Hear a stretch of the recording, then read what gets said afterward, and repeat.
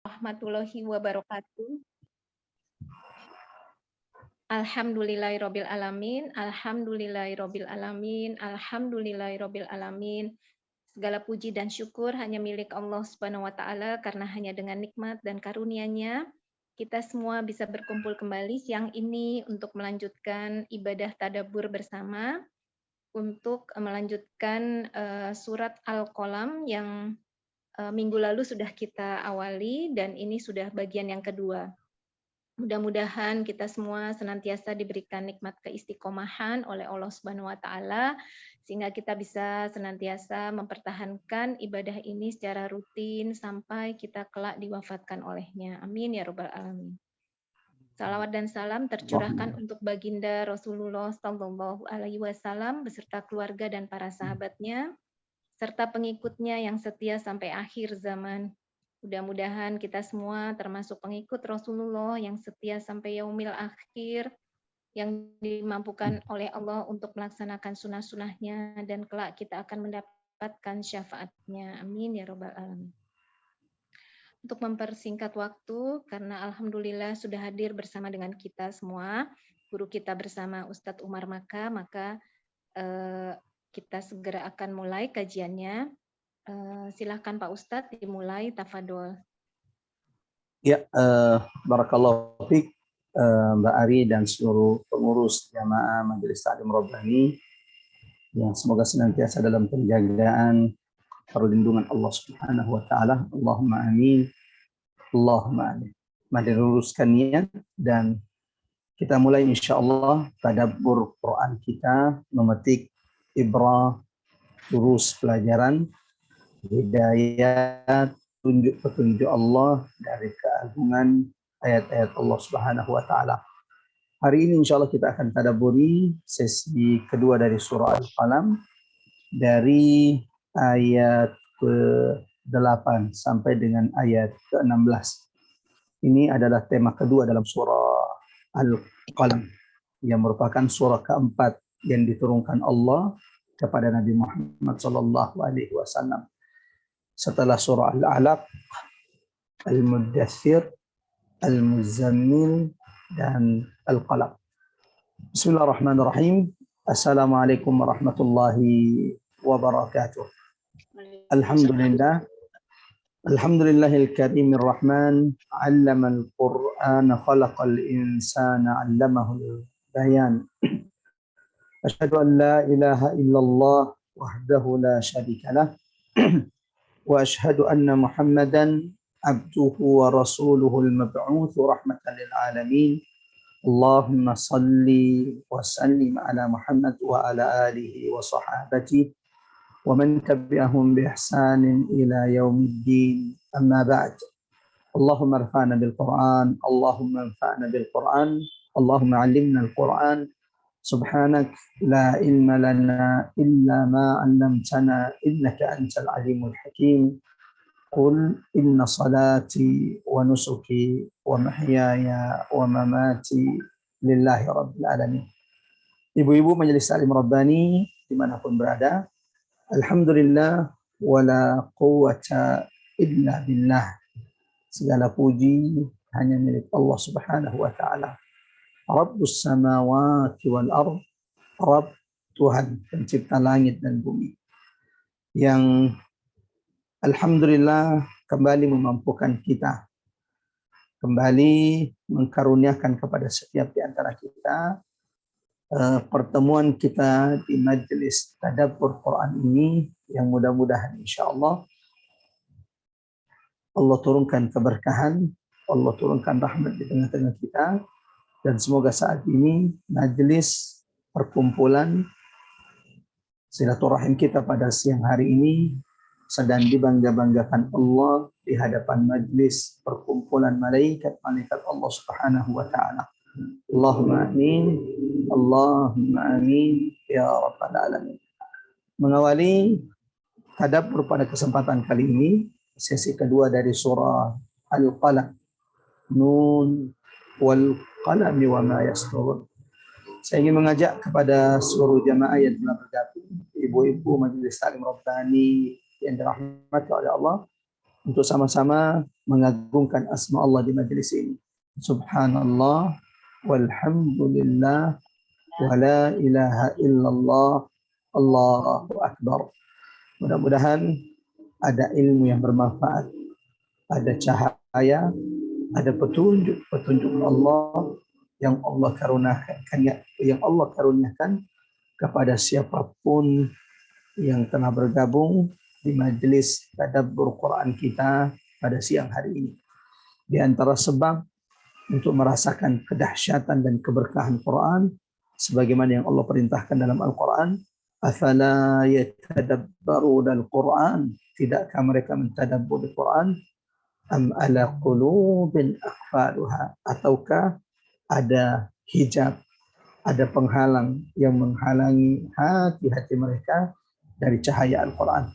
Kitabun, Al-Quran adalah al-kitab, anzalnahu ilaik, yang kami turunkan kepada Muhammad, mubarak, penuh dengan keberkahan, liyadabbaru ayatihi, agar ayat-ayatnya senantiasa ditadabburi. Allahu Akbar. Jemaah rahmat Allah, berulang-ulang Allah di dalam Al-Quran mengingatkan, menganjurkan, memerintahkan kepada orang-orang beriman, kepada umat Nabi Muhammad SAW untuk senantiasa mentadabburi, merenungi, memikirkan ayat-ayat Allah Subhanahu wa taala. Jemaah rahmat Allah, ibu-ibu majelis taklim Rabbani yang semoga senantiasa dalam penjagaan perlindungan Allah Subhanahu wa taala.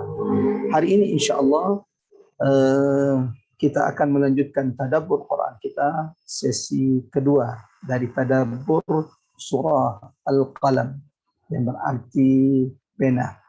Surah yang urutannya dalam mushaf adalah surah yang ke-68 dan urutan turunnya menurut pendapat yang banyak dikuatkan ulama bahwa surah ini adalah surah keempat.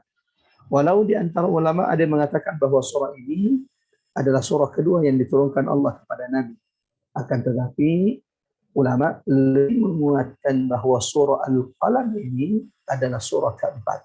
Setelah surah Al-Alaq yang mengajarkan kita tentang ilmu mengenal Allah, Iqra bismi rabbikal ladzi khalaq, yang kemudian yang kedua adalah Al-Muddathir, yang kemudian memberikan isyarat kepada setiap orang-orang beriman akan pentingnya berdakwah, menyeru manusia ke jalan Allah. Abu Bakar As-Siddiq, Allahu Akbar, yang kata Nabi, zaman rahmat Allah, seandainya iman Abu Bakar ditimbang dengan semua iman umat Nabi Muhammad, akan lebih berat timbangan iman Abu Bakar As-Siddiq radhiyallahu anhu.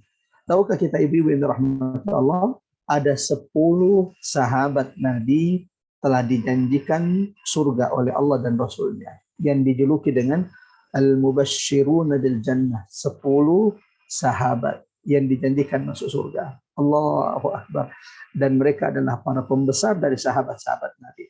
Yang ingin saya katakan bahwa 5 dari 10 sahabat, saya ulangi, 5 dari 10 sahabat yang dijanjikan masuk surga itu masuk Islamnya melalui dakwah Abu Bakar As-Siddiq. Allahu Akbar. 10 sahabat dijanjikan masuk surga, 5 diantaranya itu masuk Islam melalui dakwah seorang sahabat yang bernama Abu Bakar As-Siddiq radhiyallahu anhu. Itu berarti dari tidak ada amal soleh, kebaikan yang dilakukan 5 orang ini kecuali dicatatkan Allah untuk sahabat Abu Bakar As-Siddiq radhiyallahu anhu. Mudah-mudahan kita pun, saya, semua kita, Allah pilih ilmu, tenaga, pikiran, harta kita, jabatan kita untuk menyeru manusia ke jalan Allah Subhanahu wa taala. Perlu diingat, tidak ada manusia mulia diabadikan Allah namanya, kisahnya dalam Al-Quran, kecuali mereka adalah orang-orang yang menyeru manusia ke jalan Allah. Ibu-ibu majelis taklim Rabbani rahmatullah, perhatikan hartamu, perhatikan tenaga, perhatikan waktu yang selama ini kita gunakan, umurmu. Adakah dakwah di sana? Jika tidak ada, takutlah engkau merugi di hadapan Allah Subhanahu wa taala. Wal 'asr innal insana lafi khusr illa alladziina aamanu wa 'amilus shalihaati wa tawaasaw bil haqqi wa tawaasaw bis sabr. Surah ketiga adalah surah Al-Muzammil yang memberikan isyarat, menjelaskan kepada kita tentang ibadah kepada Allah. Pentingnya ibadah. Bekal seorang dai, bekal orang-orang yang menyeru manusia ke jalan Allah adalah hendaklah memiliki bekal ibadah yang kuat kepada Allah. Khususnya ibadah yang mereka jaga di malam hari. Yang keempat, jamaah rahmatullah, ilmu, dakwah, ibadah kita akan menjadi indah, akan menjadi menarik, akan menjadi sempurna jika dilengkapi dengan poin yang keempat ini. Apa itu? Surah Al-Qalam. Nun wal qalami wa ma yasturun. Sehingga penekanan surah Al-Qalam ini adalah tentang akhlak mulia. Dan ini juga sudah kita bahas pada pertemuan sebelumnya akan keutamaan, kemuliaan, kedudukan akhlak mulia dalam timbangan Islam. Bahkan salah satu amalan yang paling berat timbangannya nanti pada hari kiamat. Salah satu amalan yang paling berat timbangannya nanti adalah akhlak yang mulia. Sebagaimana hadis Nabi, "Ma min syai'in", tidak ada sesuatu, yudha'u fil mizan, kelak akan diletakkan di timbangan mizan Allah pada hari kiamat, asqalu, yang lebih berat, min husnil khuluq, dari akhlak yang mulia. Mudah-mudahan dengan tadabbur Quran kita ini Allah karuniakan kepada kita akhlak yang mulia. Allahumma amin. Allahumma amin ya rabbal alamin. Seperti biasa, ibu-ibu majelis taklim Rabbani, ya semoga senantiasa dalam penjagaan perlindungan Allah. Kita akan sama-sama membaca ayat yang akan kita tadabburi. Hari ini insya Allah bagian kedua surah Al-Qalam kita akan mentadabburi, memetik ibrah, pelajaran, hidayah, cahaya bagi kehidupan kita dari ayat ke-8 sampai dengan ayat ke-16 surah Al-Qalam. Seperti biasa saya akan bacakan ayatnya. Mohon jamaah untuk mendengarkan baik-baik. Wa idza quri'al Qur'an, apabila dibacakan Quran, fastami'u, dengarkan ia baik-baik. Berikan pendengaran sejenak, tinggalkan pekerjaanmu, dengarkan ayat-ayat Allah. Wa ansitu, dan jangan berbicara. Jika dua ini sudah engkau lakukan, sungguh-sungguh mendengarkan ayat-ayat Allah, engkau tidak berbicara ketika mendengarkannya, la'allakum turhamun, maka engkau akan mendapatkan rahmat dari sisi Allah Subhanahu wa taala. Mari kita baca. Bagi yang mau ikut membaca boleh turut membaca tanpa mengaktifkan mikrofon. Bagi jamaah yang dirahmati Allah yang hanya ingin mendengarkan, orang yang mendengarkan bacaan Quran pahalanya seperti orang yang membacanya. A'udzu billahi minasy syaithanir rajim. Bismillahirrahmanirrahim. Fala tuti'il mukazzibin. Waddu law tudhinu fayudhinun. ولا تطع كل حلاف مهين هماز مشاء بنميم مناع للخير معتد أثيم عتل بعد ذلك زنيم أن كان ذا مال وبنين أن كان ذا مال وبنين إذا تتلى عليه آياتنا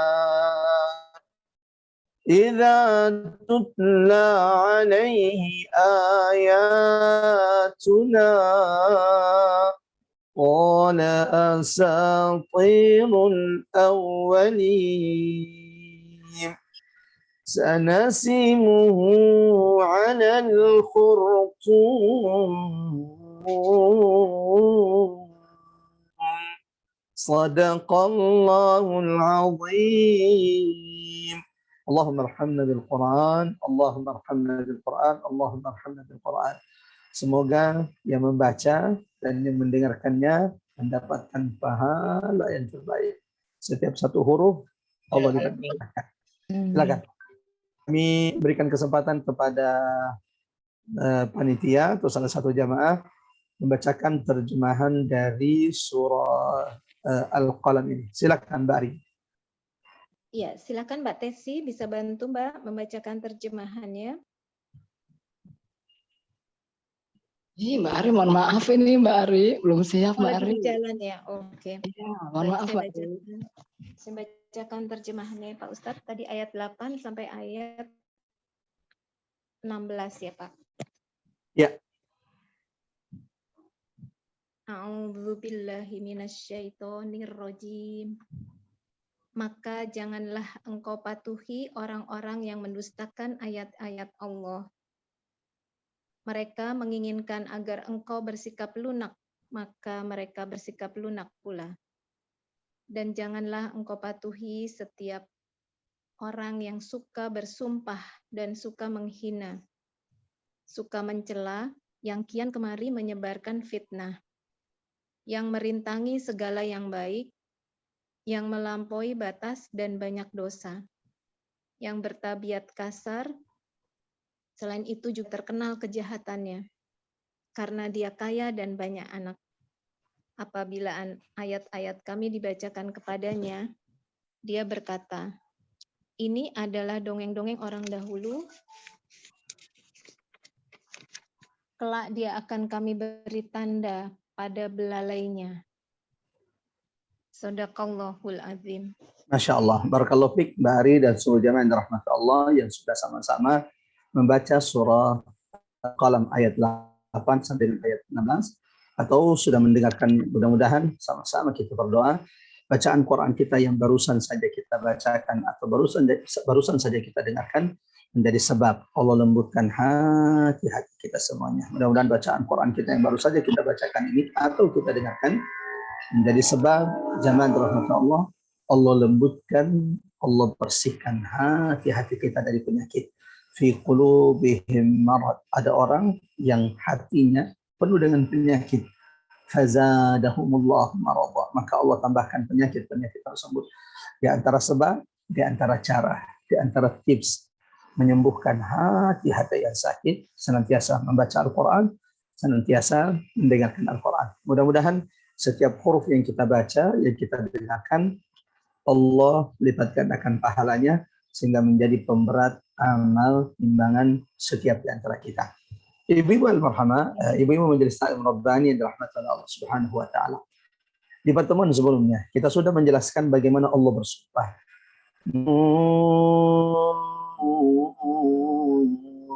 Nun wal qalami wa ma yasturun. Bagaimana Allah bersumpah di awal surah Al-Qalam dengan dua kali sumpah menegaskan pembelaan Allah kepada Nabi Muhammad. Allah bersumpah menegaskan pembelaannya kepada kekasihnya Muhammad. Ma anta bi ni'mati rabbika bimajnun. Apa yang Allah belakan terhadap kekasihnya Muhammad? Satu, Nabi Muhammad itu bukanlah orang yang gila, majnun, seperti yang dituduhkan orang-orang Quraisy. Nabi Muhammad bukanlah pemecah belah Quraisy. Nabi Muhammad bukanlah orang yang tidak punya akhlak. Sebaliknya, wa innaka la'ala khuluqin 'azim. Allah menegaskan di ayat sebelumnya akan keagungan, kemuliaan akhlak Nabi Muhammad SAW. Saya ingin berpesan, ini wasiat dari seorang adik kepada kakaknya, dari seorang anak kepada ibunya. Setidaknya di rumah ibu-ibu yang dirahmati Allah ada buku sejarah Nabi Muhammad, sirah nabawiyah selain Al-Quran. Ada buku Syama'il An-Nabi, segala sesuatu berkaitan dengan Nabi Muhammad SAW agar kita mengenal sosok agung, pribadi mulia Rasulullah SAW. Bagaimana sabarnya Nabi Muhammad, bagaimana senyumnya Rasulullah, bagaimana dermawannya Nabi Muhammad, bagaimana pemaafnya Rasulullah SAW, bagaimana adilnya Rasulullah, bagaimana beraninya Rasulullah SAW. Allahu Akbar. Bagaimana tawaduknya, rendah hatinya Nabi Muhammad SAW. Sehingga ketika membaca ayat ini, wa innaka la'ala khuluqin 'azim. Sungguh engkau wahai Muhammad benar-benar dalam budi pekerti yang sangat mulia. Kita betul-betul memahami ayat ini karena kita tahu bagaimana dermawannya Rasulullah. Sebagaimana kata Abdullah bin Abbas radhiyallahu anhu, ajwadu minar rihil mursalah. Nabi Muhammad itu lebih dermawan dari angin sejuk yang berhembus. Ya Allah, Nabi Muhammad itu saking dermawannya, ma qala Rasulullah qattun la. Saking dermawannya Nabi Muhammad dalam hidupnya tidak pernah mengatakan tidak dalam hidupnya. Setiap datang orang yang meminta, Nabi tidak pernah mengatakan tidak. Ia pasti memberikan. Allahu Akbar. Jamaah rahmat Allah, bukan saatnya untuk menceritakan bagaimana mulianya akhlak Nabi Muhammad SAW. Akan tetapi kesimpulannya, siapapun yang mengenali Rasulullah, siapapun yang mendengarkan tentang Nabi Muhammad, Allahu Akbar, engkau akan kagum, engkau akan takjub dengan keagungan, kemuliaan pribadi mulia, akhlak mulia Rasulullah SAW.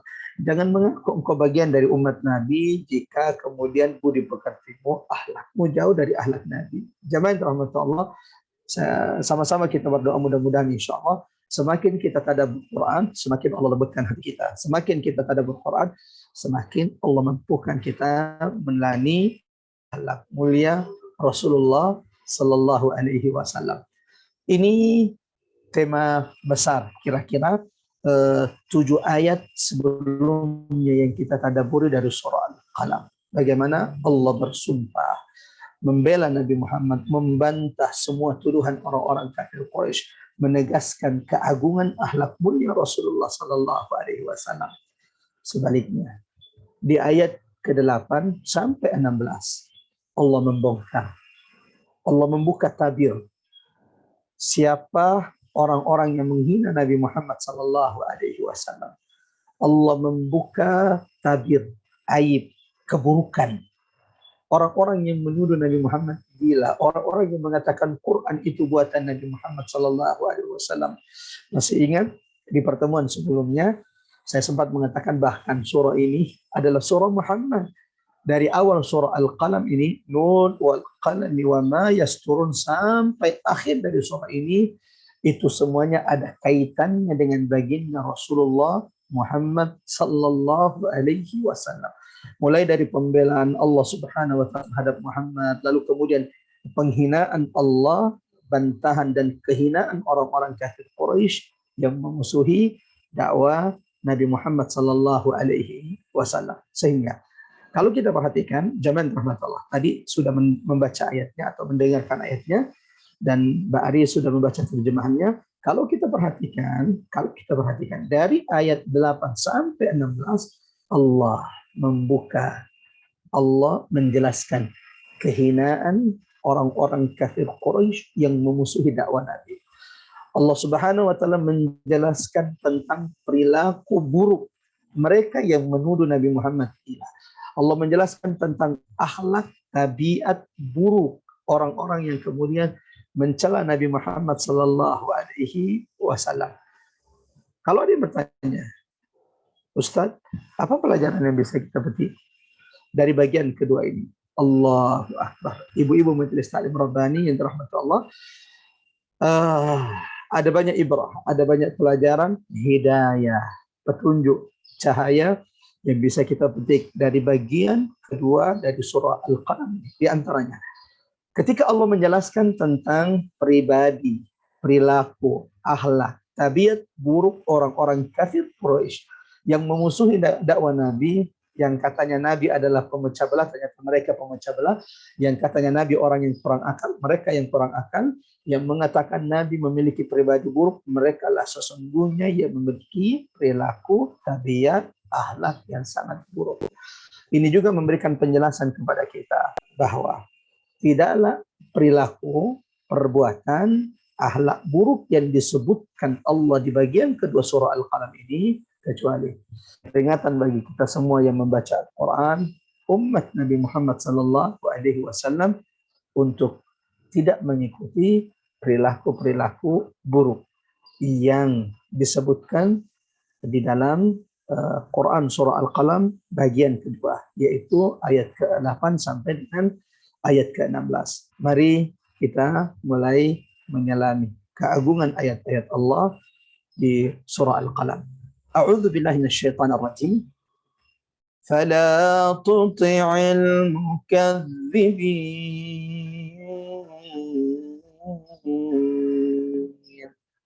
Wahai Muhammad, janganlah engkau pernah mentaati orang-orang yang senantiasa berdusta. Fala tuti'il mukadzibin. Allahu Akbar.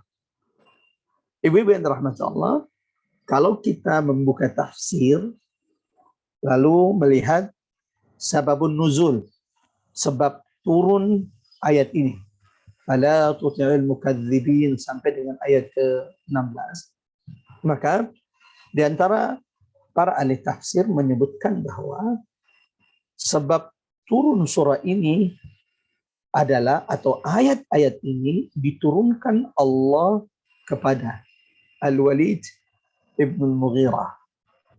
Siapa itu Al-Walid ibn al-Mughirah, Ustaz? Al-Walid ibn al-Mughirah adalah orang yang Allah berikan kecerdasan. Al-Walid ibn al-Mughirah, orang yang Allah berikan lisan yang fasih. Bahkan di masa itu, di tengah-tengah Quraisy, jemaah rahmatullah Allah Subhanahu wa taala, di antara orang yang memiliki kefasihan, kekuatan bicara, perkataan yang menghujam adalah Al-Walid ibn al-Mughirah, yang memiliki kisah. Ketika suatu saat ia mendengarkan bacaan Quran Nabi Muhammad sallallahu alaihi wasallam dalam surah Fussilat. Jadi Al-Walid ibn al-Mughirah ini salah satu tokoh besar Quraisy. Bahkan di antara karunia yang Allah berikan kepada Al-Walid ibn al-Mughirah, sebagaimana Allah sebutkan di ayat ke-14, an kana dha malin wa banin. Allahu Akbar. Siapa Al-Walid ibn al-Mughirah? An kana dha malin wa banin. Dia adalah orang yang Allah zaman berikan harta yang banyak. Bukan cuma itu, wa banin,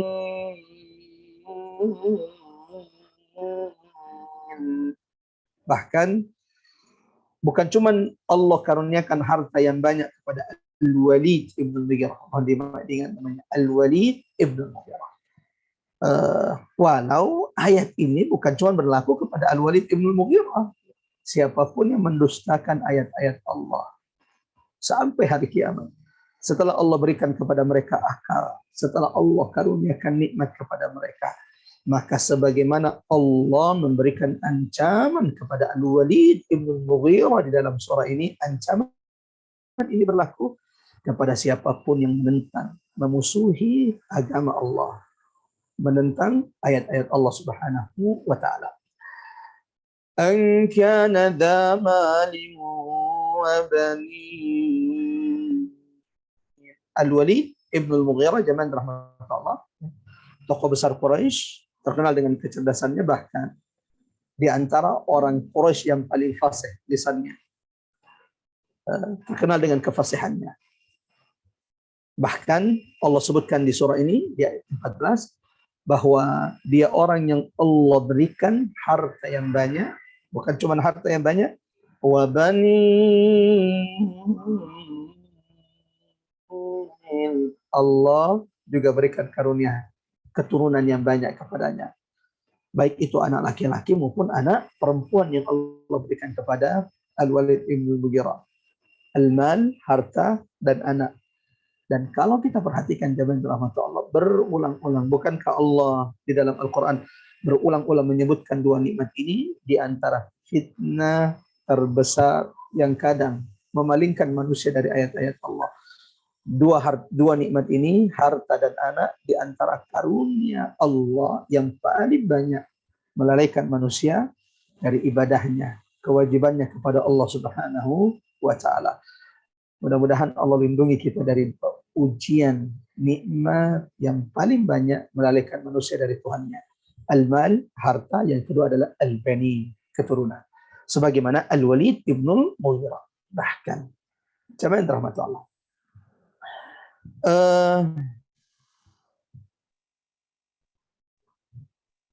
Orang Quraisy ketika disuruh oleh Nabi Muhammad SAW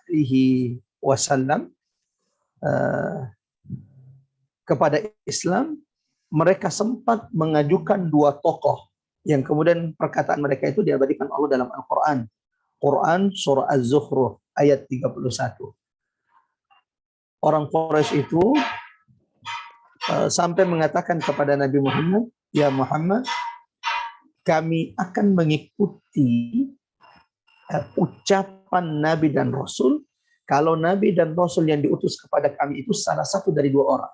Jadi mereka menolak risalah yang dibawa Nabi Muhammad dan berharap Nabi itu atau yang menjadi Nabi, yang menjadi Rasul itu bukan Nabi Muhammad. Akan tetapi ada dua tokoh di benak mereka yang mereka harapkan dua tokoh ini yang menjadi Nabi dan Rasul.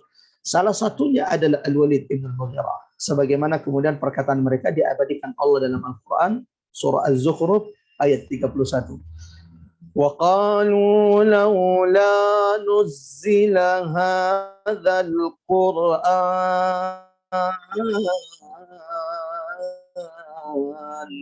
Dan berkatalah orang-orang kafir, وَقَالُوا لَوْلَا نُزِّلَ هَذَا الْقُرْآنِ.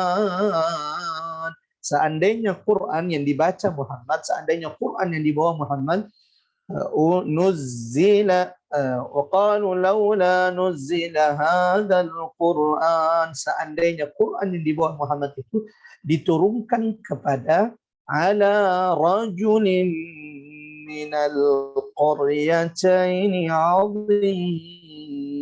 Seandainya Quran yang dibawa Muhammad itu diturunkan kepada salah satu dari dua orang pembesar di dua kampung negeri yang besar, kami akan ikut. Tapi karena dia dari Muhammad, kami tidak mau ikut. Coba kalau Quran itu dibacakan oleh salah satu dari dua orang yang berasal dari dua kampung yang besar. Siapa mereka maksud dua orang ini? Ala rajulin minal qaryataini 'azim.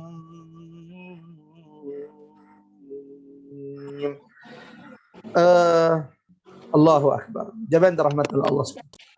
Siapa dua orang yang mereka inginkan menjadi Nabi dan Rasul selain Muhammad? Seandainya Quran ini diturunkan kepada salah satu dari laki-laki yang berasal dari negeri yang besar. Satu, Al-Walid ibn Mughirah dari Bani Makhzum. Yang kedua, Urwa ibn Mas'ud dari Bani Sa'ad. Urwa ibn Mas'ud dari Bani Sa'ad. Yang kedua ini akhirnya masuk Islam dan menjadi pengikut Nabi Muhammad SAW. Mudah-mudahan suatu saat insya Allah kita bisa memetik pelajaran dari sejarah hidup salah satu sahabat Nabi yang bernama Urwa ibn Mas'ud, tokoh besar Bani Sa'ad, yang diprediksi, yang diinginkan oleh orang-orang Quraisy menjadi Nabi selain Nabi Muhammad SAW. Jamaah rahmat Allah, akhwat al-iman, a'azzanallahu wa iyyakum ajma'in. Kembali kepada Al-Walid ibn ya.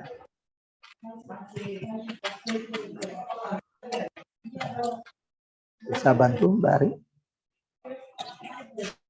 Ada Mbak Ari? Oke. Ibu-ibu majelis taklim Rabbani yang dirahmati oleh Allah Subhanahu wa taala, kita lanjutkan. Kita sudah mendengarkan sedikit tentang Al-Walid ibn Mughirah. yang Allah sebutkan di ayat ini, an kana dzamalin wa bani. Salah satu tokoh Quraisy, bahkan oleh orang-orang kafir mereka berharap yang menjadi nabi itu sebagaimana Allah sebutkan dalam surah Az-Zukhruf ayat 31, yang menjadi nabi itu bukan Muhammad tetapi Al-Walid ibn al-Mughirah dari kabilah Bani Makhzum. Allahu Akbar. Dari mana bermula sampai Allah membuka aib Al-Walid ibn al-Mughirah? Dari mana bermula sehingga Al-Walid ibn al-Mughirah yang tadinya dielu-elukan, yang tadinya ditinggikan, yang tadinya ditokohkan, tapi setelah turunnya surah ini, ia mulai dilupakan. Orang akhirnya mencibirnya. Ini menjadi peringatan zaman rahmatan Allah Subhanahu wa taala bahwa tidak ada akhir dari orang-orang yang memusuhi ayat-ayat Allah demi Allah. Tidak ada akhir dari orang-orang yang memusuhi ayat-ayat Allah kecuali kebinasaan. Tidak ada orang yang kemudian memusuhi terang-terangan ayat-ayat Allah, membakar ayat-ayat Allah, menolak ayat-ayat Allah kecuali akhir mereka adalah kenistaan. Sebagaimana ini berlaku kepada Al-Walid ibn al-Mughirah, sampai kapanpun tidak ada orang yang memusuhi ayat-ayat Allah kecuali mereka lah yang akan berakhir, mereka lah yang akan dipermalukan, mereka lah yang akan dibuka tabir hakikat mereka sesungguhnya. Jamaah rahmatullah, akhwatal iman, a'azzanallahu ayyakum ajma'in.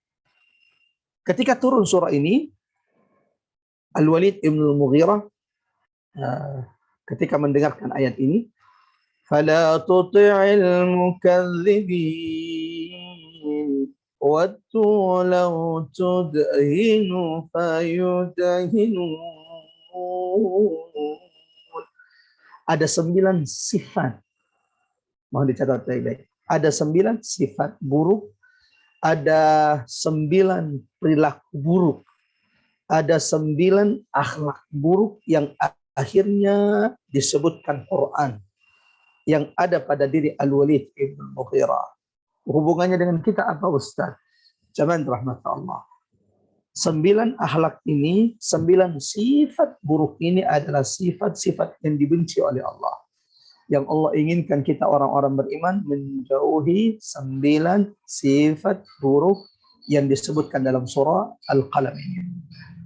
Ketika surah ini turun, Al-Walid ibn al-Mughirah, sebelum saya lanjut, salah satu sahabat Nabi adalah putra dari Al-Walid ibn al-Mughirah, sahabat Nabi. Sehingga zaman rahmat Allah, inilah hidayah. Bapaknya memusuhi dakwah Nabi.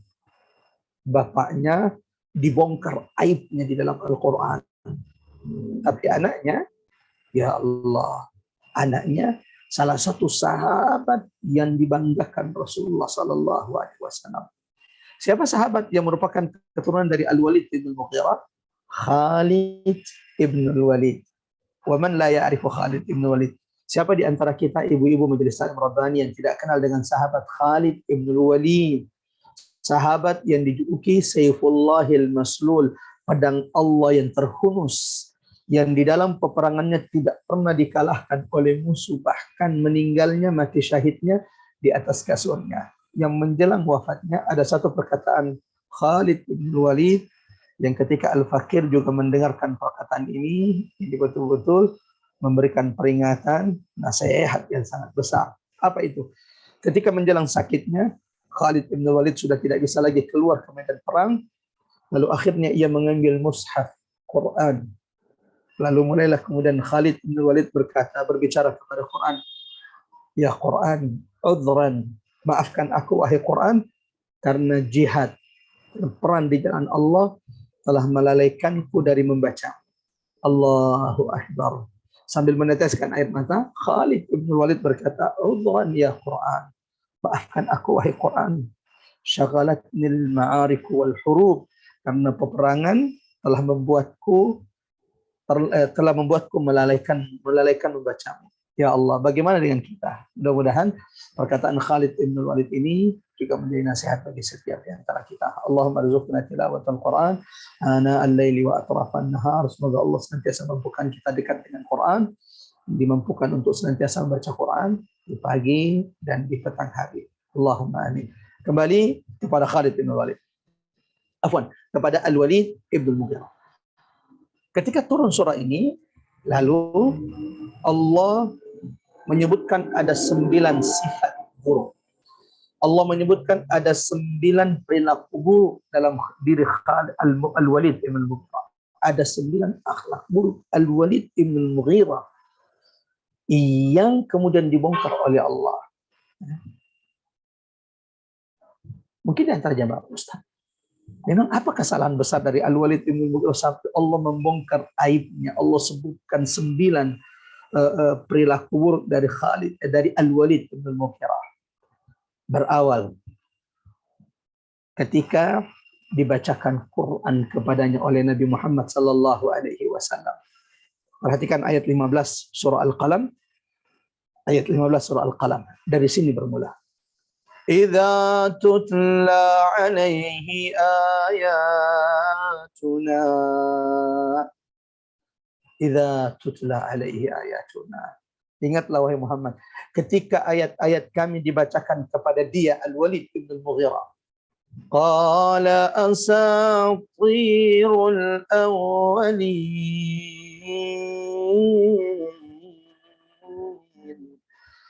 Al-Walid bin Mughirah mengatakan, dia berkata, ini hanyalah dongeng-dongeng terdahulu saja. Padahal, jadi surah Al-Qalam ini masih ada kaitannya dengan surah Al-Mudaththir.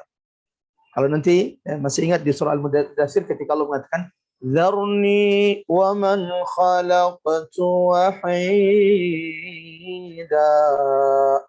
Biarkan aku yang membinasakan yang aku ciptakan sendiri Muhammad, yang mendustakan Rasulullah sallallahu alaihi wasallam. Al-Walid bin Mughirah, surah apa yang didengarkan Ustaz? Yang didengarkan adalah surah Fussilat. A'udzu billahi minasyaitonir rajim. Hamim. Hamim. Tanzilan minar rahmanir rahim. Al-Quran betul-betul diturunkan dari Allah Subhanahu wa taala yang Maha Pengasih lagi Maha Penyayang. Kitabun fussilat ayatuhu Qur'anan Arabiyyan liqaumin ya'lamun. Ayat ini yang didengar oleh Al-Walid bin Mughirah ketika mendengarkan Nabi Muhammad sallallahu alaihi wasallam. Dan saat itu jamaah yang dirahmati Allah, Al-Walid bin Mughirah yang mendengarkan surah Fussilat yang dibaca oleh Nabi, kemudian merasakan ini bukanlah perkataan manusia. Masih ingat apa yang saya katakan bahwa Al-Walid bin Mughirah ini merupakan salah satu pakar, ahli sastra di tengah Quraisy. Sehingga dia tahu menilai keindahan sastra setiap bahasa Arab. Akan tetapi Quran yang dibaca oleh Nabi, surah Fussilat yang dibaca oleh Nabi telah membuatnya terkagum, takjub mendengarkan sastra. Sehingga dia mengatakan ini jelas bukan perkataan Muhammad. Sampai jamaah rahmat Allah, ia pulang ke tengah-tengah Quraisy lalu mengatakan, wallah, demi Allah wahai kaumku, laqad sami'tu min Muhammadin anifan. Aku baru saja mendengarkan perkataan dari Muhammad yang sangat indah, yang sangat kuat, yang sangat menghujam. Demi Allah, ma huwa biqaulil bashar, ini pasti bukan perkataan manusia. Lalu datang Abu Jahal, datang beberapa tokoh-tokoh Quraisy lalu mengatakan, wahai Al-Walid bin Mughirah, kalau sampai engkau memberikan kesaksian ini, kalau sampai engkau mengatakan perkataan ini di depan Quraisy, orang-orang Quraisy akan meninggalkanmu. Ya Allah, sudah tahu kebenaran. Allah sudah berikan kecerdasan, kemampuan, dan dia tahu ini bukan perkataan Muhammad. Akan tetapi setelah mendapatkan ancaman, Al-Walid, jika engkau tetap mengatakan ini, orang-orang Quraisy pasti akan meninggalkanmu. Sampai akhirnya dia pusing sendiri. Terus apa yang harus saya lakukan? engkau harus menyelisihi Muhammad. Engkau harus mengatakan perkataan yang menyudutkan Muhammad. Maka di surah Al-Muddathir Allah berkata, innahu fakkara wa qaddar faqutila kaifa qaddar. Maka Al-Walid kemudian berpikir sejenak, apa kira-kira yang bisa dia tuduhkan kepada Muhammad yang masuk akal, yang bisa diterima oleh orang-orang Quraisy. Sampai di sini teman rahmat Allah. Seandainya Al-Walid Ibnul Mughirah saat itu masuk Islam, seandainya Al-Walid Ibnul Mughirah tetap bersikuku tentang pendapatnya tentang Muhammad, perkataannya bukan perkataan manusia, bacaannya adalah perkataan yang sangat kuat, menghujam dan sangat indah, Allahu Akbar, ia pasti ditinggikan Allah, ia pasti dimuliakan Allah di dunia terlebih nanti di akhirat. Tapi apa yang menjadi pilihannya? Innahu fakkara wa qaddar. Sebagaimana di surah Al-Muddathir, ia kemudian berpikir sejenak lalu menimbang-nimbang kira-kira apa yang kemudian bisa, dan akhirnya memilih menyelisihi, memusuhi Nabi Muhammad. Maka kata Allah dalam surah Al-Muddathir, faqutila kaifa qaddar. Maka ia dibinasakan Allah atas pilihannya, atas apa yang sudah ia pertimbangkan, memilih menyelisihi, memusuhi Nabi Muhammad sallallahu alaihi wasallam. Apa kata Al-Walid bin Mughirah? Kalau kita mengatakan Muhammad itu majnun, mustahil. Pernahkah kalian melihat Nabi Muhammad mencekik lehernya sendiri? Wallahi la, kami tidak pernah melihatnya. Oke. Kalau begitu jangan katakan Muhammad majnun, nggak ada orang yang percaya. Dua, tidak mungkin kita mengatakan Muhammad kadzdzab, pendusta. Nggak mungkin. Hal jarrabtum lahu kadziba? Pernahkah kalian melihat Muhammad berdusta dalam hidupnya? Mereka menjawab, wallahi la. Kalau begitu apa yang bisa kita lakukan untuk mencela, menghinakan Muhammad? Al-Walid Ibnul Mughirah lah yang akhirnya punya ide untuk mengatakan, kalau begitu yang pas untuk Muhammad, fitnahan, tuduhan yang pas untuknya adalah sahir, penyihir. Kok bisa? Bukankah kalian melihat Nabi Muhammad ini memisahkan antara laki-laki dan perempuan, yang suaminya sudah masuk Islam rela meninggalkan istrinya yang masih kafir, yang istrinya sudah masuk Islam rela meninggalkan suaminya yang kafir? Bukankah Muhammad memisahkan laki-laki dan perempuan, dan penyihir itu di antara pekerjaannya, perbuatannya adalah memisahkan laki-laki dan perempuan? Ketika ini dikatakan oleh Al-Walid Ibnul Mughirah, maka Allah turunkan ayat-ayat Allah dalam surah Al-Qalam ini membuka siapa sebenarnya Al-Walid Ibnul Mughirah, membongkar perilaku sifat buruk Al-Walid Ibnul Mughirah, sehingga yang tadinya ditokohkan, yang tadinya diagungkan, tiba-tiba terlupakan oleh manusia. Allahu Akbar. Sehingga jamaah rahmatullah, ketika turun ayat-ayat ini, Al-Walid Ibnul Mughirah mendatangi ibu kandungnya sambil menghunus pedangnya. Lalu berkata, wahai ibu, aku mendengar Muhammad telah mensifatiku dengan 9 sifat. Muhammad telah mensifatiku dengan 9 sifat. Semua sifat yang 9 ini aku sudah faham maknanya, kecuali satu sifat, yaitu sifat yang ke-9, zanim, di ayat ke-13. Utullin ba'da dzalika zanim. Wahai ibu, aku mendengar Muhammad telah menyebutkan, mensifatiku dengan 9 sifat yang buruk. Semua sifat ini aku faham kecuali satu sifat, yaitu sifat yang terakhir ke-9. Utullin ba'da dzalika zanim. Jujurlah engkau wahai ibu, jika tidak aku akan menebas lehermu. Ini perkataan siapa? Al-Walid bin Mughirah. Apa kata ibunya?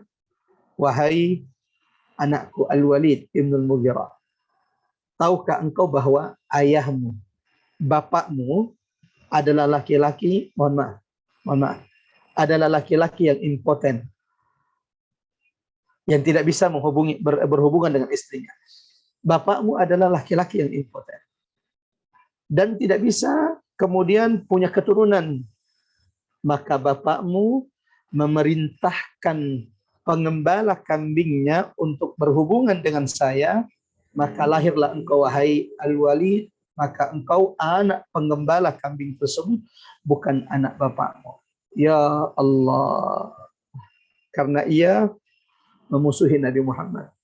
Al-Walid ibn al-Mughirah yang kemudian punya ide untuk mengatakan Nabi Muhammad adalah penyihir, sampai akhirnya yang tadinya sudah ditinggikan, ditokohkan, dimuliakan di tengah Quraisy, dibongkar aibnya, sifat-sifat buruknya oleh Allah Subhanahu wa taala.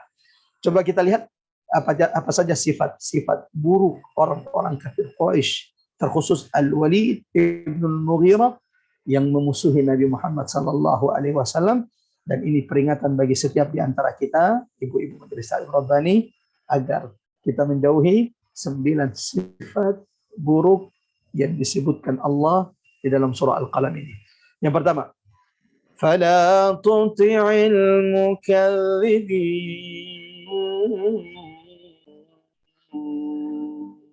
Jangan pernah engkau taat kepada para pendusta.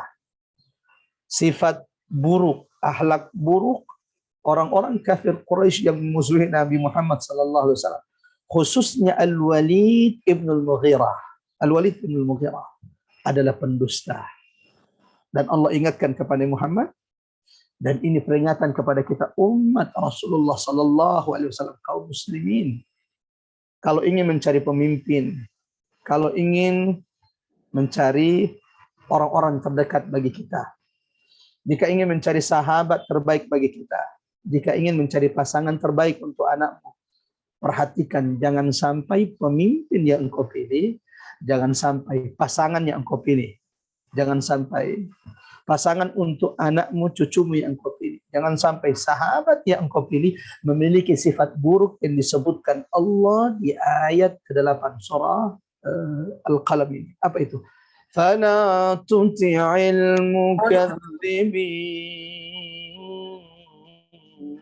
Jangan pernah memilih orang-orang terdekat untukmu yang memiliki sifat sering dan banyak berdusta. Fala tuti'il mukadzibin. Sebagaimana Al-Walid ibn al-Mughirah ketika ditanya tentang Muhammad, dia sudah tahu betul bahwa Nabi Muhammad ini Quran yang dibacanya bukan buatan Nabi Muhammad. Dia sudah tahu betul kebenaran Nabi Muhammad sallallahu alaihi wasallam, namun ia lebih memilih berdusta. Ia memilih berdusta sehingga mengatakan qala asatirul awwalin. Di depan orang-orang Quraisy dia akhirnya mengatakan bahwa Quran yang dibaca Nabi Muhammad ini bukan hal luar biasa, ini bukan mukjizat. Quran yang dibaca Muhammad ini bukan sesuatu yang dahsyat, ini cuma dongeng belaka. Padahal di awal dia sudah takjub mendengarkan Quran ketika ia mendengarkan surah Fussilat. Allahu Akbar. Mudah-mudahan di antara tadabbur yang kita petik hari ini, semoga Allah jauhkan kita dari sifat yang buruk yang disebutkan Allah di ayat ke-8, sering berdusta. Allahu Akbar. Mudah-mudahan Allah jaga kita, jangan rahmat Allah dari sifat buruk ini. Walau perlu usaha keras. Perlu usaha keras untuk bisa terhindar dari sifat perilaku berdusta ketika berbicara. Sebagaimana Rasulullah SAW menyebutkan di antara bahaya dari sifat banyak berdusta ini, Nabi Muhammad menyebutkan ayatul munafiqi thalathun. Ada 3 tanda ciri-ciri orang munafik. Di antara tanda terbesar, bahkan tabiat asli para munafik itu adalah idza haddatsa kadzaba. Jika mereka berbicara, maka mereka pasti akan berdusta. Coba rahmat Allah. Sebelum menyebutkan sifat kedua, sifat buruk kedua orang-orang kafir Quraisy yang memusuhi Nabi Muhammad, yang mengatakan Nabi Muhammad memiliki akhlak yang buruk, padahal mereka yang memiliki akhlak yang buruk. Sementara Muhammad yang mereka tuduh, yang mereka hina, yang mereka celah. Allahu Akbar. Allah Rabbus samawati wal ard yang menegaskan di Quran ini, di surah ini, wa innaka la ala khuluqin azim, akan keagungan, kemuliaan akhlak. Nabi Muhammad sallallahu alaihi wasallam. Sebelum menyebutkan akhlak buruk kedua, di antara bahayanya al-kadzib, sering berdusta. Dan penting bagi kita, ini nasihat bagi al-faqir, nasihat kepada seluruh jamaah yang dirahmati Allah, agar membiasakan anak-anak kita untuk menjauhi perilaku buruk ini.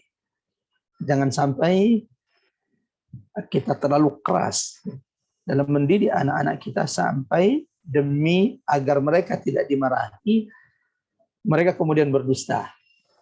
Sesekali kita katakan, engkau jujur, tidak akan abi atau tidak akan nenek hukum, jauh lebih baik ketimbang engkau berdusta seakan-akan engkau telah melakukan kebaikan. Kenapa jemaah rahmatullah Allah? Di dalam Al-Quran surah ke-40, Quran surah 40, yaitu surah Ghafir ayat 28, Allah menegaskan di antara sebab yang menghalangi diri kita dari hidayah Allah, di antara sebab yang menghalangi diri kita semua dari hidayah Allah Subhanahu wa taala adalah kalau kita ini sering berdusta. Berdusta kepada sesama manusia, berdusta kepada pasangan, terlebih berdusta di hadapan Allah Subhanahu wa taala. Allah tegaskan dalam Quran surah Ghafir ayat 40, Quran surah Ghafir surah 40 ayat 28, bahwa di antara sebab yang akan menghalangi seseorang itu dari hidayah Allah adalah ketika ia banyak berdusta. Itu kenapa orang-orang munafik itu susah mendapatkan hidayah. Kenapa? Sifat, tabiat, perilaku, ciri khas asli orang munafik itu banyak berdusta. Mari dengarkan firman Allah. Inna Allah, sesungguhnya Allah, Inna Allah la yahdi man huwa musrifun kadzdzab. Allahu akbar. Allahumma abidna, ya Allah jauhkan setiap di antara kami dari sifat yang buruk ini yang menghalangi kami dari hidayah. Inna Allah, sesungguhnya Allah la yahdi, perhatikan baik-baik, la yahdi, sesungguhnya Allah la yahdi, tidak akan memberikan hidayah kepada siapa? Man huwa musrifun kadzdzab. Allah tidak akan memberikan hidayah kepada mereka yang melampaui batas, lagi mereka yang pendusta. Kadzdzab, banyak berdusta ketika berbicara. Ini sifat pertama. Sifat buruk orang-orang yang mencela Nabi Muhammad. Mencela Nabi Muhammad memiliki perilaku yang buruk, padahal mereka yang memiliki perilaku buruk. Dan ini nasihat bagi saya, nasihat bagi kita untuk menjauhi sifat pertama ini, yaitu banyak berdusta. Yang Allah tegaskan dalam Quran surah Ghafir ternyata merupakan salah satu sebab hidayah itu terhalang bagi hamba Allah Subhanahu wa taala. Dua, waddu law tudhinu fayudhinu.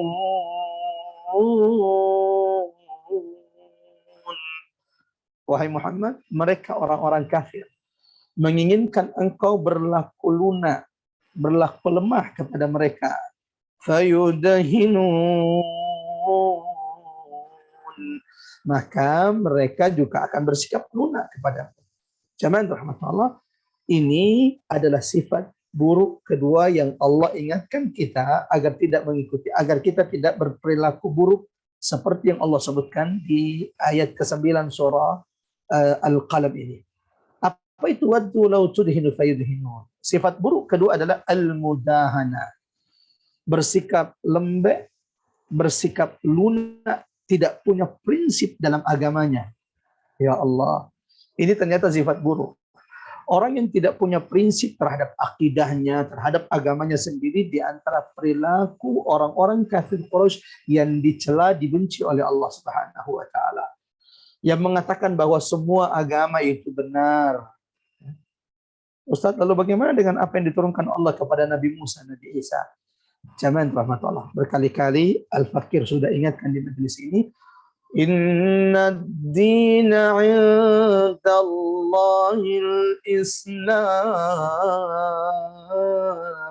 Nabi Muhammad sallallahu alaihi wasallam tidak pernah membawa agama baru. Nabi Muhammad tidak pernah membawa agama baru, din baru. Yang dibawa Nabi Muhammad cuman syariat yang baru. Adapun agama, inna din, sesungguhnya satu-satunya agama indallah yang diridhoi di sisi Allah al-Islam, hanyalah agama Islam. Dari zaman Nabi Adam sampai Nabi Muhammad ada 124.000 nabi yang diutus oleh Allah. Allah tidak pernah menurunkan kecuali agama Islam. Nabi Muhammad hanya menyempurnakan agama yang dibawa oleh Nabi Isa, dibawa oleh Nabi Musa, Nabi Sulaiman, Nabi Ibrahim alaihi salam. Inna dina indallahi Islam. Semua nabi menyeru manusia kepada tauhid, kepada la ilaha illallah. Nah, kembali. Artinya bahwa di antara sifat buruk yang dicela oleh Allah adalah kalau kita ini umat Islam, umat Nabi Muhammad SAW tidak punya akidah yang kuat, tidak punya prinsip yang kuat terhadap agama kita. Sementara orang-orang kafir, mereka itu kata Allah tidak punya prinsip yang kuat terhadap agama mereka. Buktinya, lihat ketika mereka datang kepada Nabi Muhammad SAW, lalu berkata, sudahlah Muhammad, engkau jangan mencela Tuhan kami dan kami tidak akan mencela Tuhan. Wahai Muhammad, begini saja. Na'budu ilahaka sana wa ta'budu ilahana sana. Lihat bagaimana mereka tidak punya prinsip. Ketika mereka mengatakan, Muhammad, kami menyembah Tuhanmu 1 tahun, tapi ingat, setelah itu engkau yang menyembah Tuhan kami selama 1 tahun. Semua Tuhan benar, semua Tuhan kita sembah. Saat itulah Allah turunkan surah Al-Kafirun. Qul ya ayyuhal kafirun. Ketika orang-orang kafir itu mudahana, bersifat lunak, melembek kepada Nabi Muhammad, agar Nabi juga bersifat lembek kepada mereka, mengatakan bahwa Tuhan mereka juga, berhala-berhala mereka benar, semua Tuhan yang disembah itu benar, maka Allah turunkan surah Al-Kafirun. Qul ya ayyuhal kafirun, la a'budu ma ta'budun, wa la antum a'biduna ma a'bud. Dan surah ini, yaitu surah Al-Kafirun, jamaah rahmatullah, salah satu surah yang hampir tidak pernah ditinggalkan Nabi dibaca di setiap sebelum tidur. Jadi sebelum tidurnya Nabi, selama ini kita sering mendengar Qul huwallahu ahad, Qul a'udzu birabbil falaq, Qul a'udzu birabbin nas. Maka di antara surah yang senantiasa juga dibaca Nabi sebelum tidur adalah Qul ya ayyuhal kafirun. Kata ulama, barang siapa yang membaca surah ini, Qul ya ayyuhal kafirun, artinya sebelum ia tidur, ia berlepas dari segala bentuk kesyirikan dan kekufuran. Kalau ia mati malam itu, Allahu Akbar. Kalau ia mati malam itu setelah membaca surah Al-Kafirun sebelum tidur, ia mati dalam kondisi telah terbebas, dijauhkan, berlepas diri dari segala bentuk kekufuran dan kesyirikan kepada Allah Subhanahu wa taala. Mudah-mudahan Allah mampukan kita untuk senantiasa membacanya. Kita lanjut. Sifat buruk ketiga yang disebutkan Allah di dalam surah Al-Qalam, yang merupakan sifat orang-orang kafir Quraisy yang memusuhi Nabi Muhammad sallallahu alaihi wasallam. Wala tuti' kulla halatin mahin. Allah kemudian menyebutkan, jangan pernah engkau wahai Muhammad mentaati orang-orang yang sering atau banyak bersumpah. Jangan mengikuti mereka yang banyak bersumpah. Kalau ada yang bertanya, Ustaz, apakah berarti kita tidak boleh bersumpah? Jangan, rahmat Allah. Kita dibolehkan bersumpah kalau kemudian berita yang kita sampaikan itu benar, lalu kemudian diragukan, maka kita boleh bersumpah. Yang dilarang di sini adalah dia berdusta dan demi untuk kemudian menutupi kedustaannya, kebohongannya, mereka malah bersumpah atas nama Allah. Bahkan mereka banyak bersumpah padahal mereka sedang berdusta. Maka Allah mengatakan, "Fala tuti' kulla halafin mahin." Di antara perbuatan buruk, perilaku tercela yang dibenci oleh Allah adalah orang yang sering bersumpah dalam ucapannya padahal yang diucapkannya itu adalah dusta, dan demi menutupi kebohongannya, kedustaannya, mereka bersumpah atas nama Allah Subhanahu wa taala, wal iyad billah. Dustanya saja sudah buruk, ini bersumpah atas nama Allah demi menutupi kebohongan mereka. Keempat, hammazin masya'in binamim. Jamaah rahmat Allah, di ayat ke-11 ini ada dua akhlak buruk. Ada dua perilaku buruk, perilaku tercela orang-orang kafir Quraisy yang disebutkan oleh Allah, khususnya Al-Walid bin Mughirah. Dan ini peringatan bagi kita agar tidak mengikuti perilaku akhlak buruk yang disebutkan di ayat ke-11 ini. Ada dua. Hammaz. Tahukah engkau orang-orang yang mencela Muhammad, orang-orang kafir Quraisy yang mengatakan Nabi Muhammad itu gila, tidak memiliki akhlak yang baik, memecah belah Quraisy. Hammaz, mereka yang mencela Muhammad sallallahu alaihi wasallam, Hammaz adalah tukang celah. Dan ini perilaku buruk yang dibenci oleh Allah. Zaman rahmat Allah, mari muhasabah diri kita, jangan sampai sifat ini masih ada dalam diri kita. Suka mencelah saudara-saudara kita, menghina saudara-saudara kita.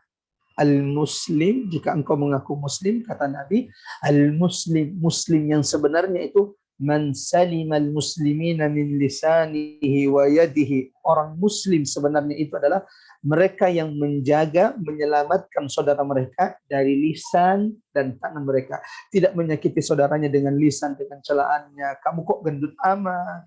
Baik itu body shaming, menghina suku, menghina bahasa, menghina wajah. Nah, ini coba rahmatullah. Kita hidup di masa fitnah. Kita hidup di masa di mana tayangan-tayangan yang muncul di televisi, candaan-candaan yang sering ditonton anak-anak kita adalah candaan, acara, tayangan yang menjadikan hammaz, celaan, sebagai bahan candaan. Padahal Allah tegaskan di surah ini, hammaz, di antara sifat buruk orang-orang kafir Quraisy, Allah ingatkan kita untuk tidak mengikutinya, adalah mereka itu tukang celah, pencelah yang sering menghina. Dan ingat, ada 3 surah diawali dengan ancaman. Di dalam Quran, ada berapa surah dalam Al-Quran?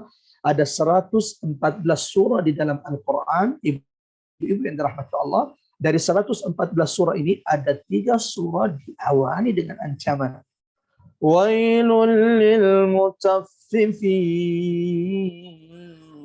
Pertama surah Al-Mutaffifin, Allah awali dengan ancaman. Wailul lil mutaffifin. Celaka, binasa mereka yang melakukan kecurangan. Artinya Allah amat sangat benci dengan mereka yang melakukan kecurangan. 2. Wailul likulli humazatil lumazah. Celaka, binasa mereka yang suka mencela dan menghina orang lain. Yang ketiga, zaman rahmatullah, surah yang diawali dengan celaan, dengan ancaman. Tabbat yada abi lahabin wajab. Celaka, binasa kedua tangan Abu Lahab. Itu artinya menyakiti Nabi Muhammad merupakan dosa besar yang sangat dibenci oleh Allah. Kecurangan, al-mutaffifin, mencela, al-humazah, kemudian menyakiti Nabi Muhammad SAW dalam surah Al-Lahab. Tabbat yada abi lahabi wajab. Mudah-mudahan Allah jauhkan kita dari sifat buruk yang keempat ini, yaitu sering mencela. Terlebih kalau yang dicela itu wajah lu kaya ini, wajah lu kaya ini. Padahal Nabi sudah ingatkan, la tuqabbihul wajha, jangan pernah kalian mencela wajah. Jangan rahmatullah. Kalau di antara anak-anak kita menjadikan candaannya adalah mencela wajah, ingatkan, jangan dibiarkan. La tuqabbihul wajha. Nabi mengingatkan tidak boleh mencela wajah. Kenapa tidak boleh mencela wajah?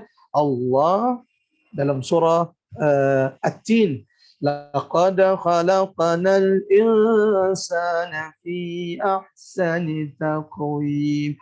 Seperti apapun rupa seseorang, ia sudah diciptakan Allah dalam bentuk yang paling sempurna. Menghina wajah seseorang itu berarti menghina ciptaan Allah Subhanahu wa taala. 5. Masya'in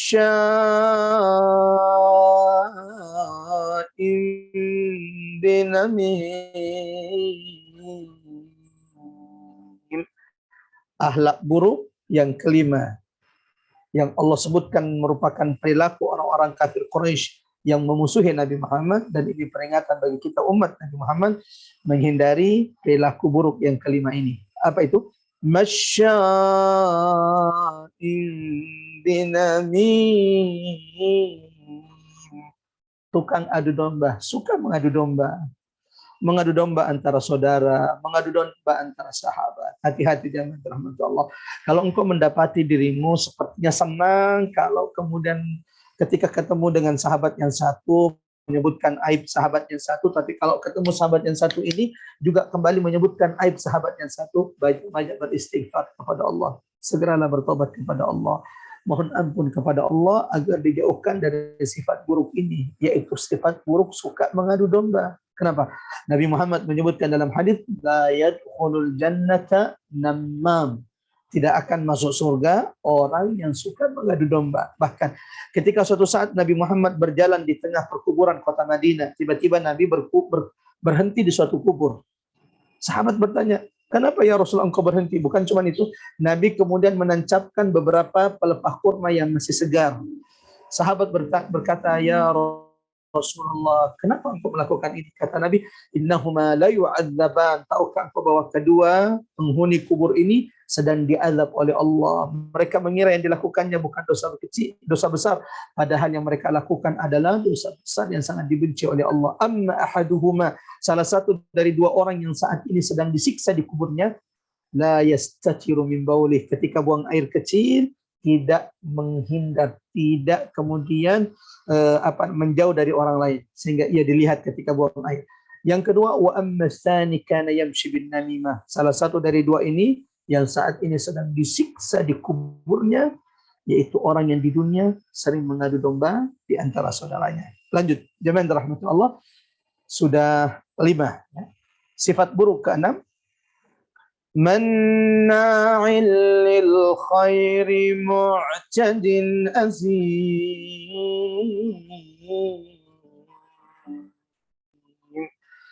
Sifat di ayat ke-12 ini ada 2 sifat buruk orang-orang kafir Quraisy yang dibongkar oleh Allah. Mereka yang memusuhi Nabi Muhammad, yang mencela Nabi Muhammad, padahal mereka yang tercela. Di dalam diri mereka ada sifat-sifat buruk. Di ayat ke-12 Allah menyebutkan sifat ke-6 dan sifat ke-7 yang merupakan sifat orang-orang yang memusuhi Nabi Muhammad SAW. Dan ini peringatan bagi kita untuk tidak mengikuti sifat ke-6 dan ke-7 ini. Apa itu? Manna'il lil khairi mu'tadin azim. Sifat ke-6 adalah senantiasa menghalangi manusia dari kebaikan. Ya Allah, ya Rahman. Di kompleksnya hendak ada pengajian.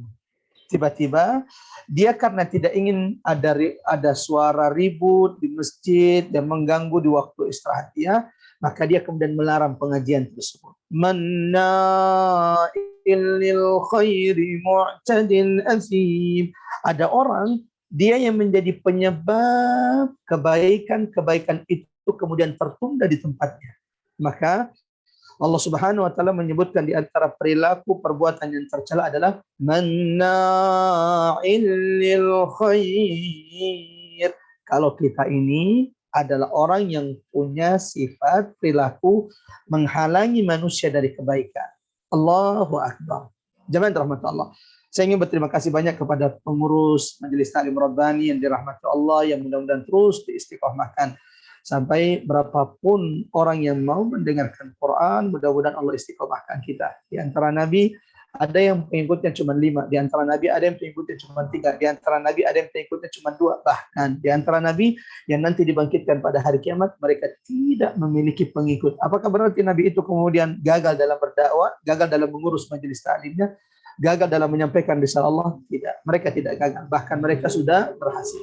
Karena ukuran keberhasilan kita dalam dakwah adalah apakah kita diistiqomahkan, disabarkan, diteguhkan Allah dalam dakwah sampai Allah mewafatkan kita semua. Itulah orang yang berhasil dalam dakwah di jalan Allah Subhanahu wa taala.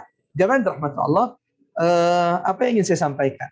Terima kasih banyak kepada pengurus. Allahu Akbar, mudah-mudahan diistiqomahkan Allah. Nabi Muhammad SAW menyebutkan dalam hadis, inna minan nas, di antara manusia, di antara semua manusia di sekitar kita, man ja'alallah mafatihal khairi biyadi. Ada orang di antara manusia dipilih oleh Allah untuk senantiasa menjadi sebab-sebab pembuka kebaikan. Akhirnya ada majelis taklim di kompleksnya, dia yang punya ide. Akhirnya ada rumah Quran di kampungnya, dia yang punya ide. Akhirnya ada pengajian di kompleksnya untuk ibu-ibu, dia yang punya ide. Allahu Akbar. Ini tidak kebetulan. Allah memilih orang ini untuk senantiasa menjadi pintu kebaikan. Dan saya berdoa, mudah-mudahan setiap ibu-ibu yang dirahmati Allah senantiasa dipilih oleh Allah menjadi pintu kebaikan dimanapun ibu-ibu berada. Sebagaimana kata Nabi, wa inna minan nasi mafatihu lisyarr maghaliqu lil khair. Ada orang, kata Nabi, hidupnya, jabatannya, hartanya menjadi sebab-sebab pintu-pintu maksiat. Di kompleksnya ada maksiat, dia yang pertama kali bawa. Di kampungnya ada maksiat, dia yang pertama kali memperkenalkan maksiat tersebut. Maghaliqu lil khair. Dia pula orang yang menutup, menghalangi manusia dari kebaikan-kebaikan. Allahu Akbar. Ini sifat yang dicela oleh Allah. Manna'il lil khair. Kalau orang itu senang menghalangi manusia dari kebaikan. Yang ketujuh, mu'tadin asim. Sifat buruk ketujuh yang dicela oleh Allah dalam diri orang-orang kafir Quraisy yang memusuhi Nabi Muhammad. Mu'tadin asim. Melampaui batas, lagi pendosa. Jamaah rahmatullah, ingat waktu sangat terbatas. Sifat ke-8 dan ke-9. Utullin ba'da dzalika zanim. Mereka itu adalah orang-orang yang kasar. Masih ingat Al-Walid bin Mughirah ketika menghunus pedangnya mendatangi ibunya sendiri, ibu kandungnya yang melahirkannya, yang menyusuinya, yang mendidiknya. Dihunusnya pedangnya, lalu berkata, ibu, jika engkau tidak jujur, aku akan menebas leher. Walau akhirnya ibunya jujur bahwa engkau bukanlah anak bapakmu, wahai Al-Walid ibn Mughirah, engkau adalah anak pengembala yang disuruh bapakmu untuk kemudian berhubungan denganku sehingga lahirlah engkau. Jamaah rahmatullah Allah. Allah sebutkan sifat buruk ke-8. Utullin, yaitu bersifat kasar. Allahu Akbar. Mari perhatikan diri kita, perhatikan pasangan kita, perhatikan anak-anak kita. Kalau di antara perilaku kita, perilaku pasangan kita, ada perilaku kasar, maka kita perlu untuk saling mengingatkan. Tahukah kita, Rasulullah bersabda, Innallah, sesungguhnya Allah, idza arada bi ahli baitin khaira.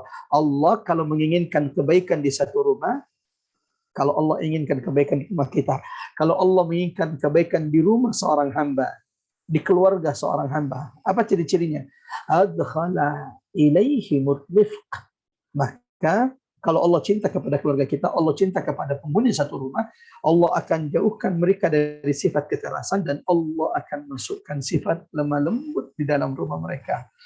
Itu berarti sifat kasar, jarang tersenyum, berkata kasar, berperilaku kasar, susah menoleh, bermuka masam, di antara perilaku yang buruk yang dibenci oleh Allah. Terakhir, zani, orang jahat yang tidak punya asal usul. Inilah yang kemudian ditanyakan Al-Walid bin Mughirah kepada ibunya. Ke-8 sifat sebelumnya saya tahu apa artinya, tapi zani apa artinya? Maka ibunya kemudian menjelaskan bahwa dia bukanlah anak kandung ayahnya, tapi dia anak dari hasil zina dengan pengembala. Jamaah rahmatullah. Al-Walid bin Mughirah. Bukankah dia tadi seorang tokoh? Bukankah dia dimuliakan oleh orang-orang Quraisy? Bahkan diharap dia yang menjadi nabi seandainya ada nabi. Tapi ketika ia sudah menjadikan hartanya, anaknya, dia sudah menjadikan jabatannya, kedudukannya, memusuhi agama Allah, memusuhi Al-Quran, ia akhirnya akan dihinakan Allah Subhanahu wa Ta'ala. Mudah-mudahan tadabbur singkat ini bermanfaat bagi kita jamaah yang dirahmati Allah. Ada beberapa pelajaran penting yang bisa kita petik. Ada 9 sifat buruk. Allah ingatkan kita, orang-orang beriman, umat Nabi Muhammad yang membaca surah ini untuk menjauhi 9 sifat buruk yang ada pada diri orang-orang kafir yang memusuhi Nabi Muhammad. Yang pertama sifat pendusta, yang kedua sifat sifat kedua adalah mudahana, yaitu bersikap lunak, lembek, tidak tegas dalam urusan akidah, ibadah dan agamanya. Yang ketiga, banyak bersumpah padahal mereka berdusta. Yang keempat adalah pencela, suka mencela saudara-saudaranya, mencela fisik, mencela kabilah, mencela bahasa. Hammaz, Allah tegaskan dalam surah Al-Humazah, wailun likulli humazatin lumaza. Celakalah orang-orang yang sering mencela dan menghina saudaranya. Yang kelima adalah sifat yang suka mengadu domba. Nabi mengatakan tidak akan masuk surga orang yang suka mengadu domba. Bahkan Nabi menyebutkan di antara dosa yang akan membuat pelakunya mendapatkan siksa kubur yang pedih, kalau selama mereka hidup di dunia mereka sering mengadu domba. Sifat keenam adalah menghalangi manusia dari kebaikan. Dia menjadi sebab kebaikan-kebaikan itu kemudian terhalang. Yang ketujuh, melampaui batas dan pendosa. Kedelapan, berperilaku kasar. Kesembilan, tidak punya jahat dan tidak punya asal usul yang jelas. Atau kemudian jamaah rahmat Allah, bermudah-mudah untuk kemudian melakukan yang dilarang oleh Allah sehingga tidak punya nasab. Atau zina. Zina itu akan menghilangkan nasab. Kalau ada kemudian anak yang lahir dari perzina, maka dia tidak boleh dinasabkan kepada bapaknya. Sebagaimana Al-Walid bin Mughirah yang akhirnya dibuka aibnya oleh Allah Subhanahu wa Ta'ala. Pelajaran kedua jamaah rahmat Allah, hati-hati. Setelah hidayah yang Allah berikan, lalu kemudian kita menentang kebenaran setelah Allah berikan, maka ada azab pedih yang dijanjikan oleh Allah Subhanahu wa Ta'ala. Seperti Al-Walid bin Mughirah, idza tutla alaihi ayatuna qala asatirul awwalin. Ketika mendengarkan Quran, tahu kebenaran, tapi akhirnya mendustakan kebenaran tersebut, maka ia kemudian dihinakan oleh Allah di dunia, terlebih nanti di akhirat. Pelajaran ketiga. Ada 2 nikmat yang membuat Al-Walid bin Mughirah kemudian kufur kepada Allah, ingkar kepada Allah. Bukan cuma Al-Walid bin Mughirah, 2 nikmat ini yang paling banyak melalaikan manusia dari Allah. Paling banyak melalaikan manusia dari kecintaannya kepada Nabi. Paling banyak melalaikan manusia dari ibadahnya. Paling banyak melalaikan manusia dari Qur'annya. Apa 2 nikmat tersebut? Angkana dzamalin wa banin. Nikmat harta dan nikmat keturunan. Yang semoga Allah jaga kita dari kedua fitnah nikmat tersebut. Allahumma amin. Allahumma amin ya rabbal alamin. Dengan demikian alhamdulillah kita sudah selesai mentadabburi surah Al-Qalam sesi kedua, dan insyaallah akan kita lanjutkan pada pertemuan berikutnya. Barakallahu fikum jamaah dirahmati Allah. Seperti biasanya, sebelum kita buka sesi tanya jawab, kita akan menutup dulu majelis ini, sehingga kalau di antara jamaah, di antara ibu-ibu yang dirahmati Allah ada yang meninggalkan majelis, semoga pahala majelisnya sudah disempurnakan oleh Allah Subhanahu wa Ta'ala. Kita sama-sama baca surah Al-Asr, karena sahabat Nabi kalau bertemu tidak akan meninggalkan majelis, tidak akan berpisah sampai mereka saling berwasiat, saling berpesan dengan membaca surah Al-Asr. Kami minta kepada Mbak Ari mengaktifkan mikrofon seluruh peserta, dan saya mengajak seluruh ibu-ibu yang dirahmati Allah yang mengikuti kajian kita, sama-sama kita baca surah Al-Asr, sama-sama kita perdengarkan surah Al-Asr kepada siapapun yang ikut di pengajian kita. Mudah-mudahan ini menjadi doa, menjadi nasihat, menjadi tadzkirah, pengingat bagi setiap di antara kita agar kita tidak termasuk orang-orang yang merugi di hadapan Allah. A'udzu billahi minasyaitonir rajim. Bismillahirrahmanirrahim. Wal 'asr innal insana lafi khusr illa alladziina aamanu wa 'amilus shalihati tawasaw bil haqqi wa tawasaw bis sabr. Kita tutup dengan doa kafatul majelis. Subhanakallahumma bihamdik, asyhadu an la ilaha illallah wa asyhadu anna Muhammadar Rasulullah. Asyhadu an la ilaha illa anta nastaghfiruka wa natubu ilaik. Wa sallallahu ala Muhammad. Wassalamualaikum warahmatullahi wabarakatuh. Waalaikumsalam warahmatullahi wabarakatuh. Terima Ustaz. Ya Allah, jazakallah khair Ustaz. Silakan, ada yang mau bertanya, ibu-ibu, baik dari jamaah Majelis Taklim Robani atau yang di luar jamaah juga boleh, silakan. Assalamualaikum, Arif, Ustadz. Saya Waalaikumsalam, bertanya. silakan. Halo. Halo. Silakan. Assalamualaikum. Pak Ustadz dengar Ya, ya? silakan Mbak Ani. Mudah-mudahan saya tidak salah. Silakan Mbak Ani. Betul, saya terlewat mendengar yang tadi sebabnya. Ya, halo, silakan. Kedengaran. Sebab ini pertanyaannya Ustadz, tadi saya mungkin terlewat mencatat sebab-sebab yang menghalangi hidayah Allah itu sering berdusta. Ya Ustadz. Itu, halo? Saya nggak kedengeran. Ya, silakan. Kedengaran. Oh, kedengeran. Itu di Quran surat Al-Ghafir Ya, ayat kedengaran Ibu. Ayatnya berapa Ustadz? Saya belum menemukan tadi itu Ya, ayat 28. Ayat 28. Ayat 28. Inna Allah la yahdi man huwa musrifun kadzdzab. Ya, ayat 28. Sesungguhnya Allah tidak akan memberikan hidayah, petunjuk kepada yang melampaui batas dan pendusta. Oh, ya. Yang terakhir ya Ustadz di kutipan terakhir. Iya. Oh iya. Ya Ustadz, terima kasih. Itu suratnya ayatnya Ya. panjang, jadi saya tadi lihatnya Betul. yang di atas. Oh Ustadz, terima kasih. Ya, sama-sama. Ya. Pak Ustadz, Afwan, ini yang Silakan. tadi Ada lagi? Ada ya Pak Ustadz, ayat 16 tadi belum dibahas ya Pak Ustadz. Oh iya. Masya Allah. Sanasimuhu 'alal khurtum. Artinya kelak kami akan beri tanda pada belalai mereka. Kami akan beri tanda kepada belalai. Belalai itu maksudnya hidung. Ini ungkapan dalam bahasa Arab, artinya kami akan hinakan mereka. Dan betul, artinya bahwa dia pasti akan dihinakan Allah. Dan betul akhirnya Al-Walid bin Mughirah setelah turunnya surah Al-Qalam ini tidak pernah berani keluar dari rumahnya. Ini lupa saya baca sampai tadi. Jadi setelah turun surah Al-Qalam ini, Al-Walid bin Mughirah tidak pernah lagi berani keluar dari rumahnya. Malu betul. Dihinakan betul wajahnya oleh Allah Subhanahu wa taala. Padahal Al-Walid bin Mughirah, jamaah rahmatullah, itu punya tanah membentang dari Mekah ke Taif. Allahu Akbar. Saya tidak tahu apakah di antara ibu-ibu yang dirahmati Allah ada yang pernah ke Taif. Tapi Masya Allah saat ini umrah itu membuka perjalanan terbuka untuk ke Taif.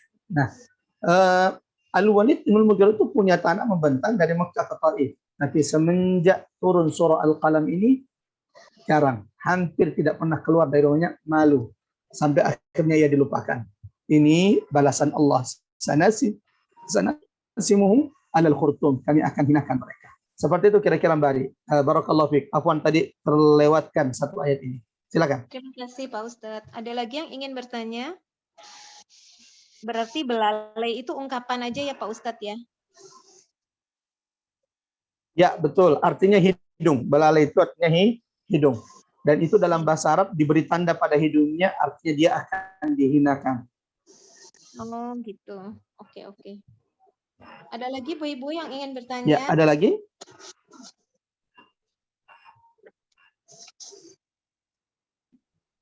Ada lagi yang ingin bertanya? Silahkan. Mumpung masih ada waktu. Mbak Ami, silahkan. Mau bertanya Mbak?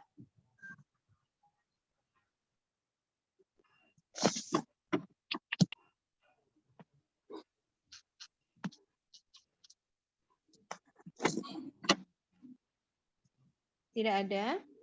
Sebentar. Tidak ada Mbak Ari, makasih. Oh, Sebentar Mbak Ari. ya silakan Mbak Wanda.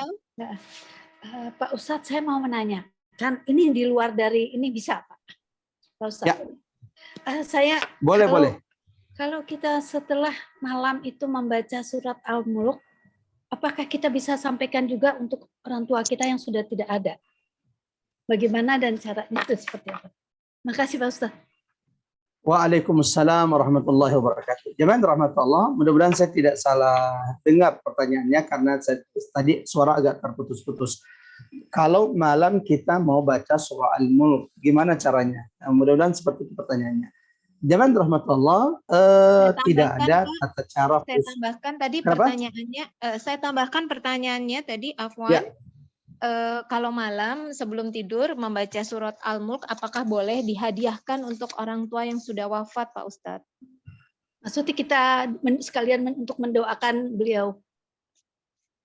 Allahu Akbar. Oke, jemaah rahmatullah. Kalau di antara kita ada yang baca surah Al-Mulk, Tabarakalladzi biyadihil mulku wa huwa ala kulli syai'in qadir. Maka setelah selesai membaca surah Al-Mulk, maka kita kemudian boleh berdoa, Ya Allah, Ya Rahman. Jadikan pahala bacaan surah Al-Mulk ini juga untuk kedua orang tua saya. Ya Allah, jadikan pahala surah Al-Mulk yang barusan saya baca ini juga menjadi penerang kuburan orang tua saya. Ya Allah, jadikan bacaan surah Al-Mulk yang barusan saya baca ini sebagai meringankan atau menjauhkan kedua orang tua saya dari siksa dan azab kuburnya. Itu boleh dilakukan. Boleh dilakukan. Terima kasih Pak Ustadz. Boleh Ibu. Ya, terima kasih. Karena saya selalu baca Ya, itu. sama-sama. Saya selalu ingat apa, jadi makanya saya pikir apakah bisa atau tidak untuk mendoakan sekalian untuk beliau. Mereka itu berdua. Masya Allah, Masya Allah, Masya Allah. Dan mudah-mudahan nanti surah Al-Mulk ketika kita sudah meninggalkan dunia ini, sebagaimana janjikan Nabi akan menjadi sebab, akan menjadi surah yang akan menjaga dan melindungi ibu di kuburan, dan nanti insya Allah di hadapan Allah pada hari kiamat akan terus membela kita sampai kita dimasukkan ke dalam surga. Allahumma amin. Allahumma amin. Terima kasih Ya, silakan. Pak Ustadz. Ya. Oh ya Pak Ustadz, mungkin bertanya lagi satu lagi. Tadi kan Al-Walid itu anaknya luar biasa berimannya ya Pak Ustadz ya? Ya, betul.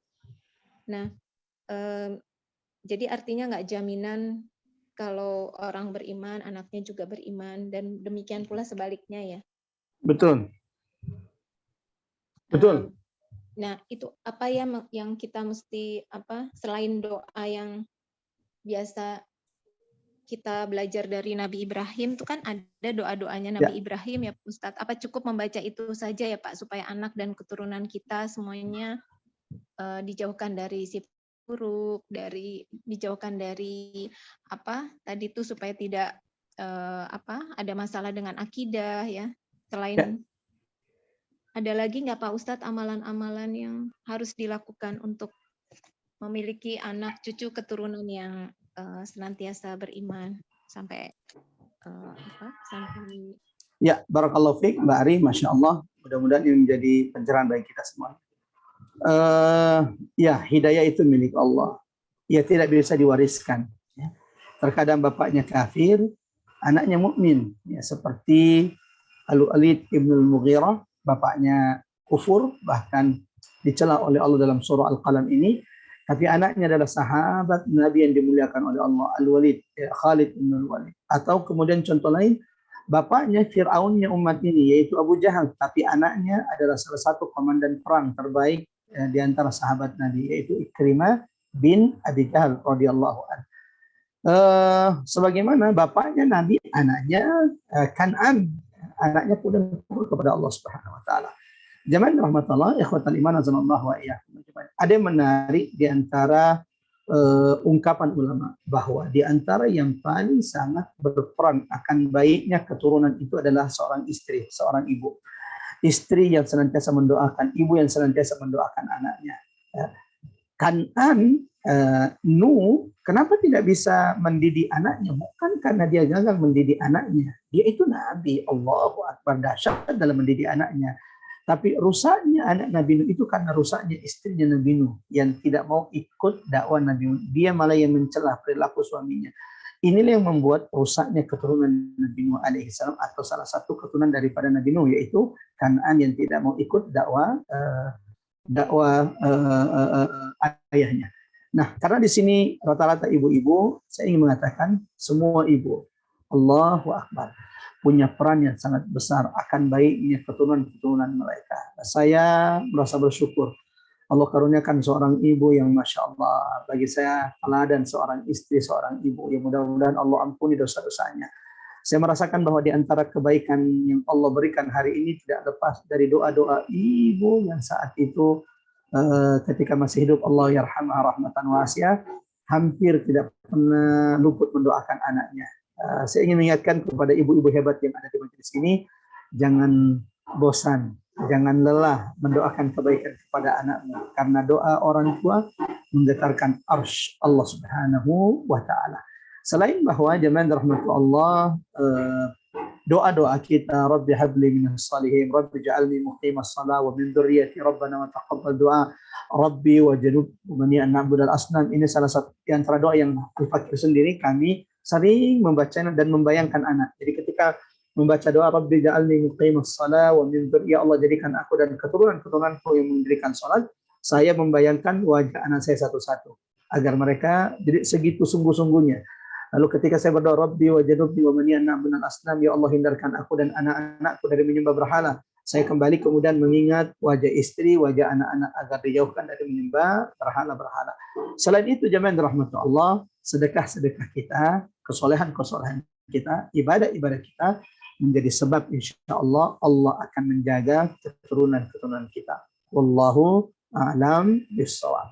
Mengingat waktu asar saat ini kami waktu asar dan waktu asar lebih cepat, kami berikan satu pertanyaan jika ada. Jika tidak ada, kita akan tutup kajian kita insya Allah. Ada lagi yang ingin bertanya, ibu-ibu? Silakan, satu pertanyaan lagi terakhir. Kalau tidak ada, kita tutup dengan baca doa bersama Pak Ustadz. Mungkin ada yang sedang diuji dengan penyakit.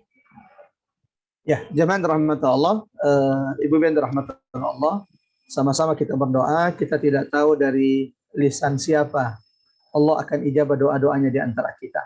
Sama-sama kita berdoa, silahkan diaminkan doanya.